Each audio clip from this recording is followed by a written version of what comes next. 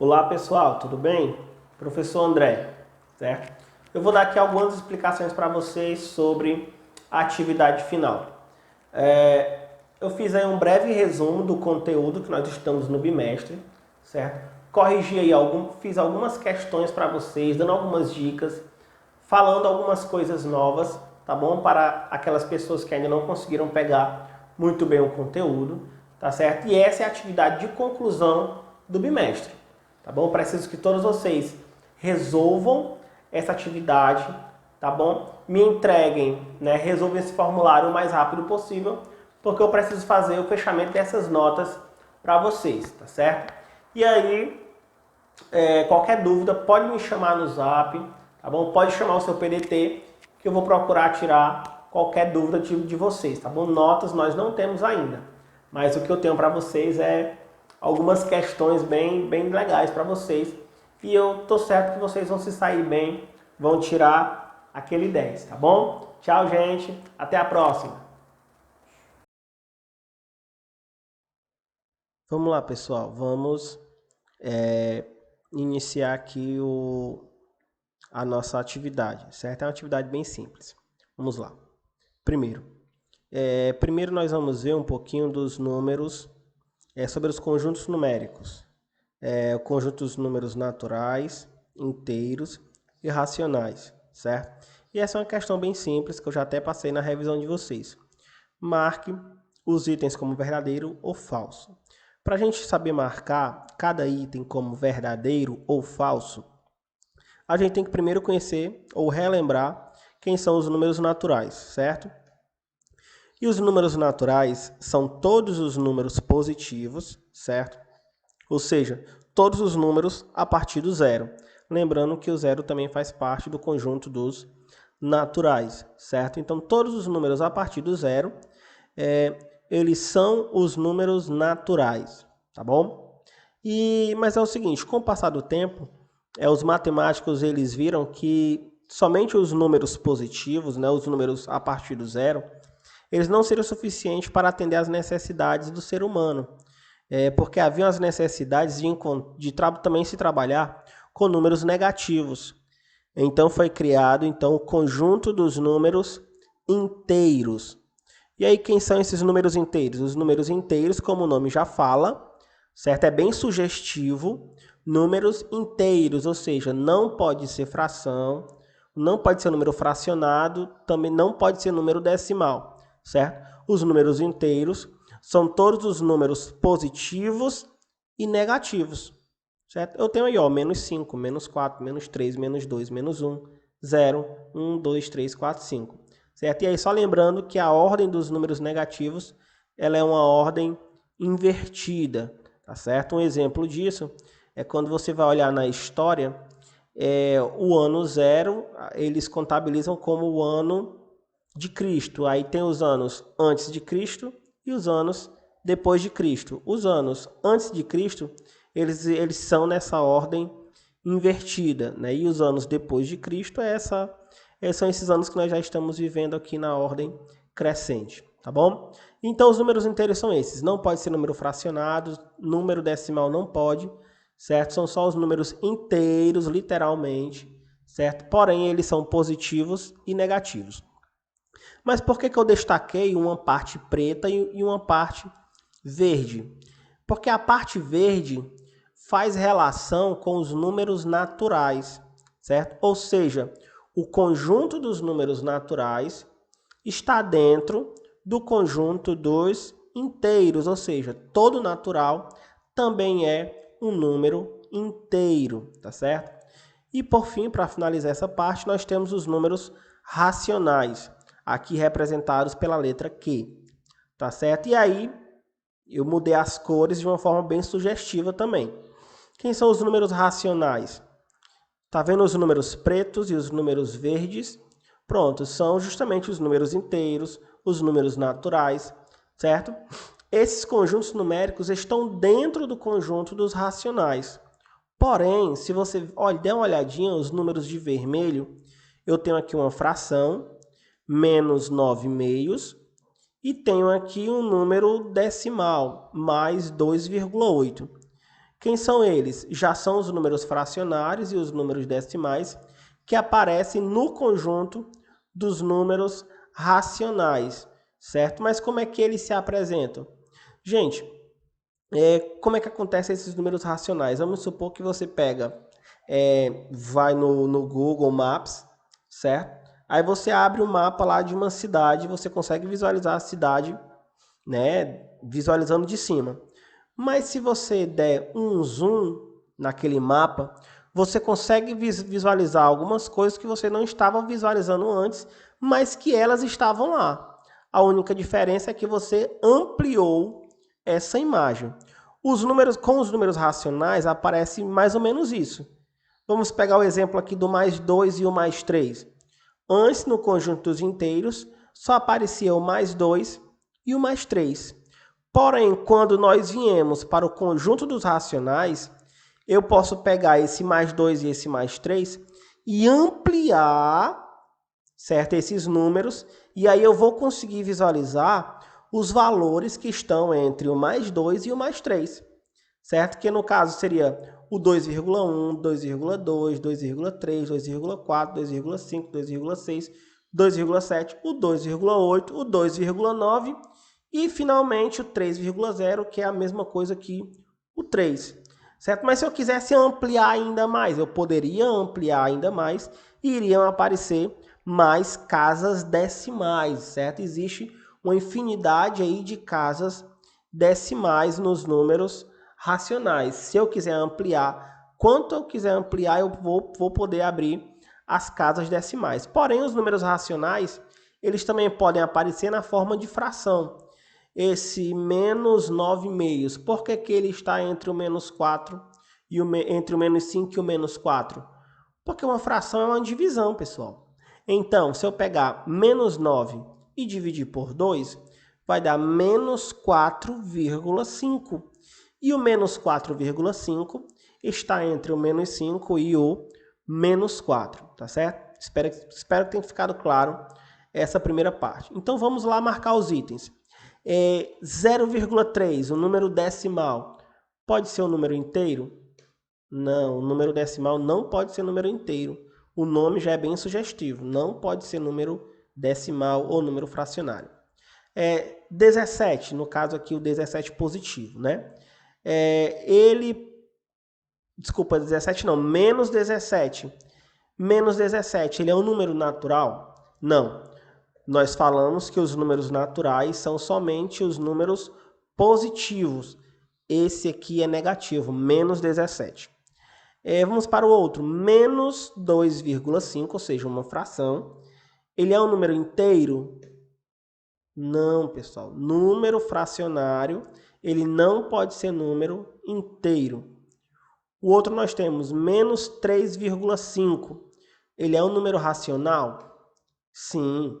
Qualquer número fracionário, número decimal, ele pode ser também um número racional, certo? E aí não importa se ele é positivo ou negativo, os números racionais englobam todos eles. O zero é um número racional? Claro, o zero está dentro aí de todos os conjuntos. O menos 1/2 pode ser, ele é um número inteiro? Não, né? Como eu falei, o nome já é bem sugestivo. Um número fracionário não pode ser um número inteiro. O mais 0,001, ele é um número racional? Sim, os números racionais, eles também são números decimais e fracionários. E o menos 0,7, ele é um natural? Primeiro, os naturais não podem ser números negativos, só pode ser os positivos. E o número natural, ele não pode ser um número decimal ou número fracionário. Então, aí, duas coisas que já deixa bem claro que o menos 0,7 não pode ser um número natural. Então, essa afirmação é falsa, tá bom? Vamos para o segundo exemplo para abrir um pouquinho a mente de vocês sobre as atividades que está dentro do formulário. Escreva a fração 5/4 na forma de número decimal e marque a opção correta.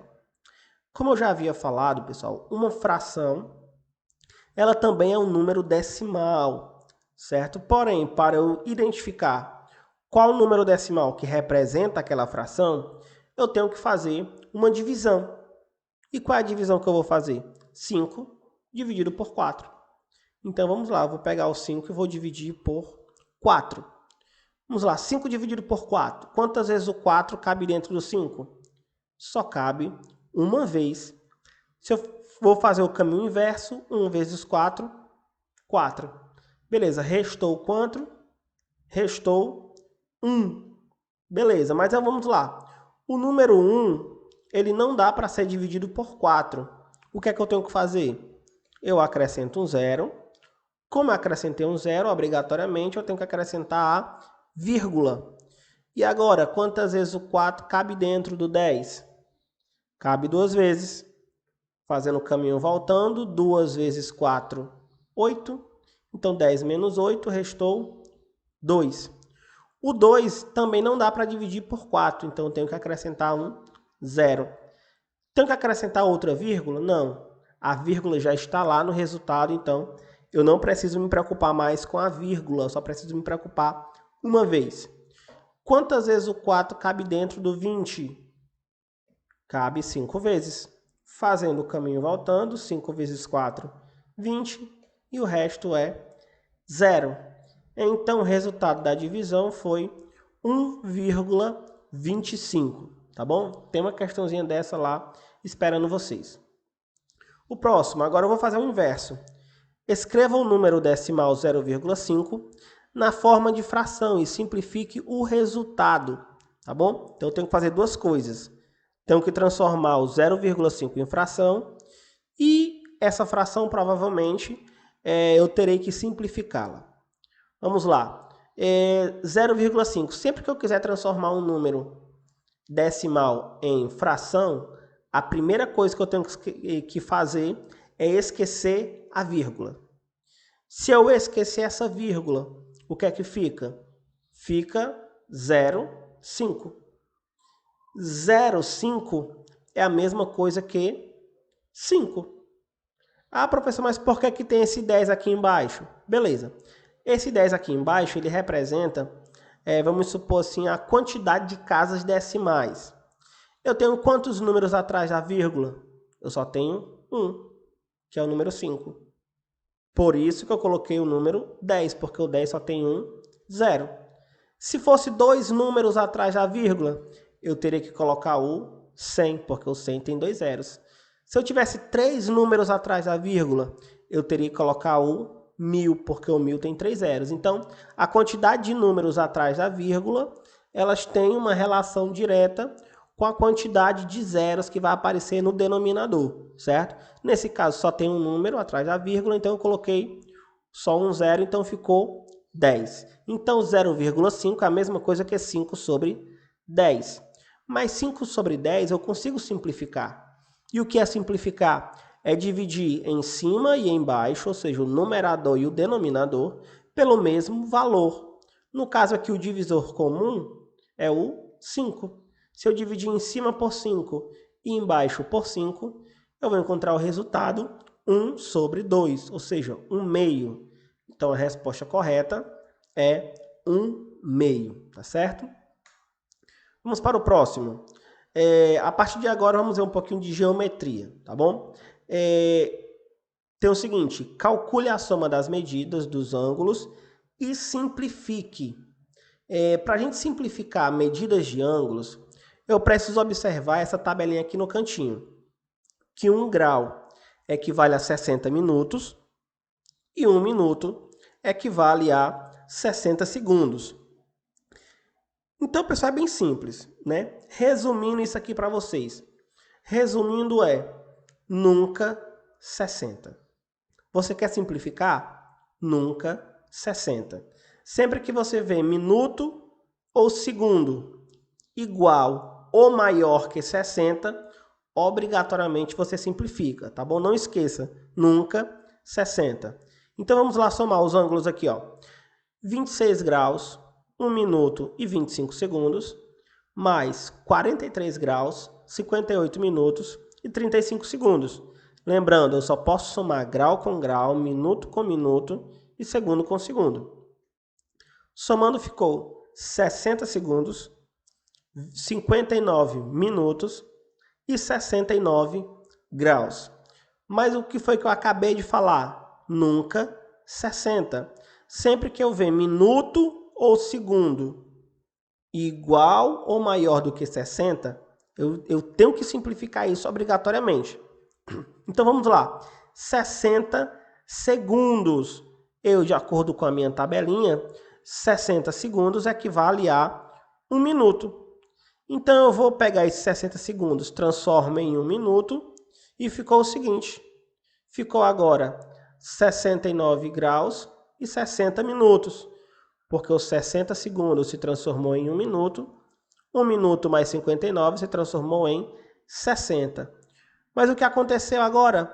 O minuto também ficou com 60. E eu sei que 60 minutos equivale a 1 grau. Então, simplificando isso e organizando, 1 grau mais 69 ficou 70 graus, tá certo? Então, a dica é nunca 60. Mas esse nunca 60 só vale para os minutos e para os segundos, tá certo? Agora vamos para uma questãozinha de bissetriz. Bissetriz, pessoal, é bem simples. Bissetriz é uma semirreta, certo? E no caso, essa semirreta, ela tem a origem na origem do ângulo, né? Ela se inicia na origem do ângulo, certo? Essa semirreta, ela divide o respectivo ângulo ao meio. De novo, bissetriz é uma semirreta que divide o ângulo ao meio, ou seja, duas partes iguais. Vamos lá. Vou ler a pergunta para vocês. Na figura abaixo, OC é bissetriz de AOB, ou seja, o ângulo grande, AOB, e eu tenho uma bissetriz, OC, tá aí ela bem no meio aí. E a medida de BOC, né, a medida de um dos pedaços, é 31 graus e 30 minutos.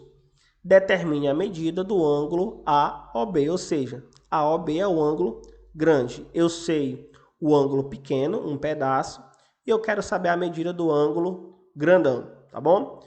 Então vamos para as informações que nós temos. Nós temos, no caso aí, a bissetriz, que eu acabei de determinar para vocês, aí no meio, e nós sabemos que BOC é 31 graus e 30 minutos. Tá aqui, um pedaço. Mas se esse OC é bissetriz, eu acabei de falar que a bissetriz divide o ângulo ao meio, o outro pedaço, COA, também ele tem a mesma medida, porque a bissetriz divide o ângulo ao meio. Então, a mesma medida, 31 graus e 30 minutos. E eu quero saber a medida do ângulo grande, AOB, ou seja, eu vou ter que juntar, somar esses dois pedaços. Então, vamos para a soma. Ou eu poderia multiplicar isso por 2 sem nenhum problema, mas aqui eu vou somar. Vai ficar 30 mais 30, 60, e 31 mais 31, 62. Mas olha o que aconteceu com os minutos. Chegou em 60, e a regra é minutos e segundos, nunca 60. Eu sei que 60 minutos equivale a 1 grau, então, corrigindo isso e simplificando, ficou 63 graus. Então, quem aí marcou a resposta 63 graus, acertou, tá bom? E aí, pessoal, vamos encerrar por aqui, tá certo? Espero que essa breve explicação tenha ajudado todos vocês. Respondam as questões do formulário devagar, não precisa pressa, consciência. E essa atividade é a atividade de conclusão do bimestre, tá certo? Bons estudos para todos e até depois, gente. Tchau!